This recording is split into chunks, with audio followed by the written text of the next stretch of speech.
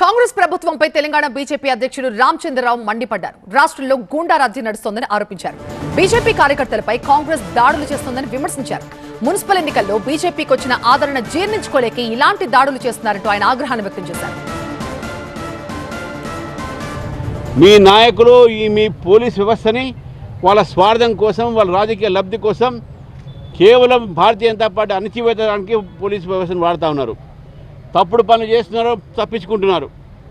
ఈరోజు ఇక్కడ ఉన్నటువంటి ఒక డాక్టర్స్ కూడా నేను కోరుతా ఉన్నాను, మీరు ఈ యొక్క రాజకీయ నాయకుల ఒక ప్రెషర్ మీద రాకండి. మీ యొక్క ప్రొఫెషన్ ఏదైతుందో పవిత్రమైన ప్రొఫెషను, మీరు వారి యొక్క ప్రెషర్ మీద రాకుండా మా వాళ్ళకి ట్రీట్మెంట్ ఇవ్వండి. మంచి ట్రీట్మెంట్. ఇద్దరే ఇప్పుడు డిశ్చార్జ్ అయ్యారు, ఇంకా నలుగురు ఇక్కడ అడ్మిట్ అయ్యారు ఇన్పేషెంట్గా. సీరియస్గా తలకాయలు పగిలినాయి, చెవుల నుంచి రక్తం వస్తున్నాయి, ఒకరికి వామిటింగ్ వస్తూ ఉన్నాయి. ఏమవుతున్నది ఈరోజు తెలంగాణలో గూండా రాజ్యం నడుస్తూ ఉన్నది. తెలంగాణలో కాంగ్రెస్ పార్టీ ప్రజాస్వామ్యాన్ని ఖూనీ చేసింది ఈరోజు. కాబట్టి ఈ సందర్భంగా కార్యకర్తలను చెప్తున్నాను, భయపడాల్సిన అవసరం లేదు. భారతీయ జనతా పార్టీ మీరు రాష్ట్రంలో మీరు చేయకపోతే కేంద్రంలో మా ప్రభుత్వం గుర్తుపెట్టుకోండి.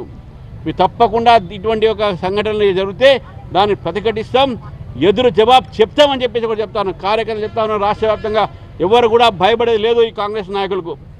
వీళ్ళందరూ 2 दिन का మెహమాన్. వచ్చే ఎన్నికల్లో బీజేపీ ప్రభుత్వం వస్తుంది, అప్పుడు చూసుకుందాం వీళ్ళందరినీ.